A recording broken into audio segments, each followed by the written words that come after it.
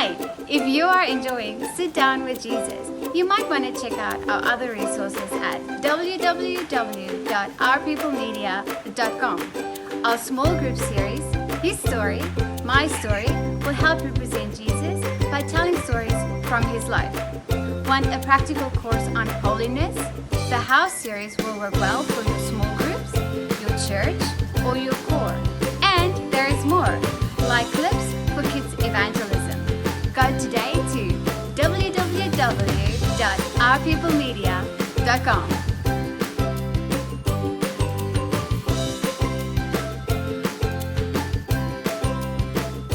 Hello again. Today we're going to think about how to read the Bible when we spend time with God. The Bible is an amazing gift, isn't it? Augustine called it letters from home. John Stott called the Bible a portrait of Jesus Christ. Over the past few days, we've been learning a 4-step approach to reading the Bible in our communion with God. So the first step, if you remember, is to expect to hear from God. Isn't that exciting?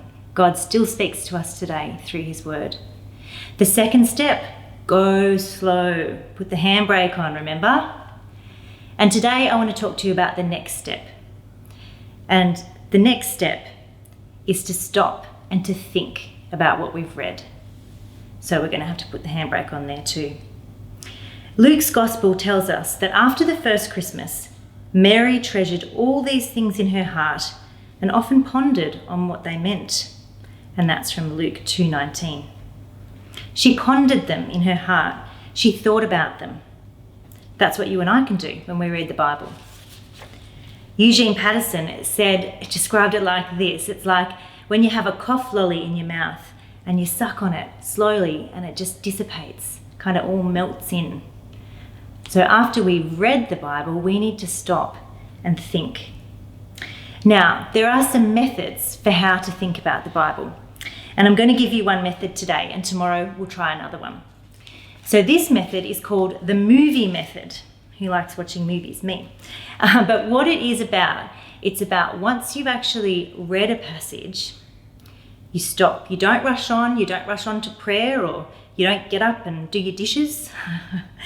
You stop and you think about what you've read and you actually visualize it. So if you've read a story in the Bible, this one works best with the stories. So the parables that Jesus told, or the stories about what Jesus did, or the exciting things that the apostles did in the book of Acts, or even some of those Old Testament stories that some of us knew so well in Sunday school. This one works good with the stories. So what we can do is we can read one of the stories and we stop and we replay it in our mind. Visualize it. Use your imagination. Think about what those characters might have looked like, how they said the things they said, what might have been the reaction of the people around them. Just go through all of that in your head, and as you're doing so, have a chat to God about it. So let's have a try. Today, we're going to read from the book of John, 19, verse 16 to 24. So they took Jesus away. Carrying the cross by himself, he went to the place called the place of the skull. In Hebrew, it's Golgotha. And there they nailed him to the cross. 2 others were crucified with him, one on either side, Jesus between them. And Pilate posted a sign on the cross that said, Jesus of Nazareth, King of the Jews. The place where Jesus was crucified was near the city, and the sign was written in Hebrew, Latin, and Greek, so that many people could read it.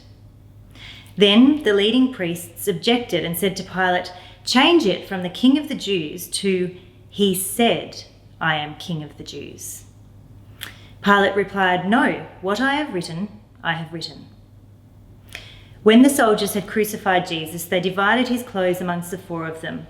They also took his robe, but it was seamless, woven in one piece from top to bottom.